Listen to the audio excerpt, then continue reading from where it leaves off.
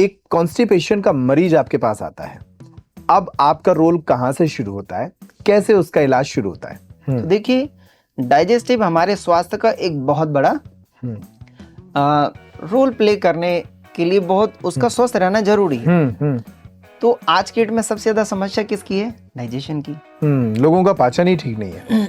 खाने के लिए तो बहुत सारी चीजें हैं, हेल्दी भी और अनहेल्दी भी, उसके बावजूद भी लोगों का डाइजेस्टिव हेल्थ बेकार है। उसके पीछे के रीजंस क्या हैं? डाइजेस्टिव सिस्टम के अंदर भी तो ऑर्गन्स और ग्लैंड ही वर्क कर रहे हैं। इसका मतलब क्या है? वो जो ग्लैंड और ऑर्गन्स हैं डिस्टर्ब है। जैसे हम सभी लोग कॉमनली खाना खाते हैं, खाना खाने के बाद सोचते हैं यार हमने अच्छा खाना खाया है, पच जाना चाहिए। लेकिन अब देखिए, सबसे पहले फूड जाता है पेट में, और उस खाने को गलाने के लिए क्या चाहिए? HCl, हाइड्रोक्लोराइड एसिड चाहिए।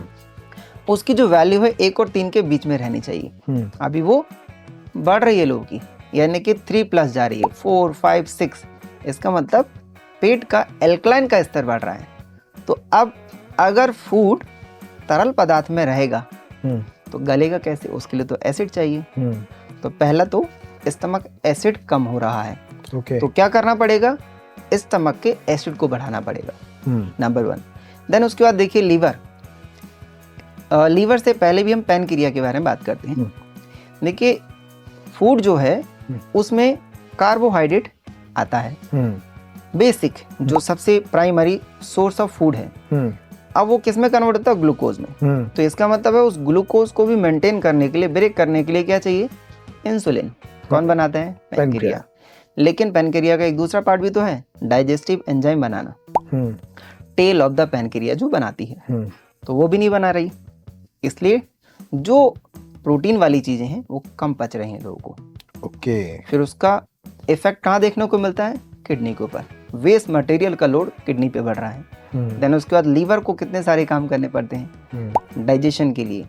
अब आता है फूड जब जाता है इंटेस्टाइन में, आंतों में जाता है, छोटी आंत में, फिर बड़ी आंत में, और इनके अलग अलग भाग हैं। और बिलई में जाकर के वहां से हमें पोषक तत्व जो बॉडी को चाहिए उसका डिस्ट्रीब्यूशन भी होना है। यानी कि अच्छे पोषक भी ले रहे हैं तो वो एब्जॉर्ब नहीं हो पा रहे हैं ठीक से, ना बॉडी को मिल पा रहे हैं। कारण क्या है? इंटेस्टाइन की मूवेबिलिटी और उसकी क्लीनिंग।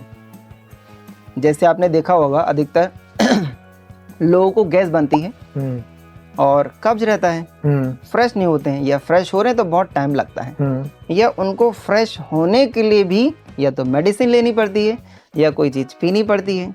जबकि फ्रेश होने का कनेक्शन ना किसी चीज़ को खाने से है ना पीने से है। फ्रेश होने का कनेक्शन इंटेस्टाइन की मूवेबिलिटी से है। अगर वो नहीं है तो कैसे हमारी बॉडी के अंदर जो वेस्ट मटेरियल है वो रिलीज कहाँ से होगा? इसलिए उसकी मोबिलिटी को फिर से बेहतर करने की ज़रूरत है। इंटेस्टाइन को, ऑर्गन्स को और ग्लैंड्स को रीएक्टिवेट करने की ज़रूरत है। तो क्या होगा?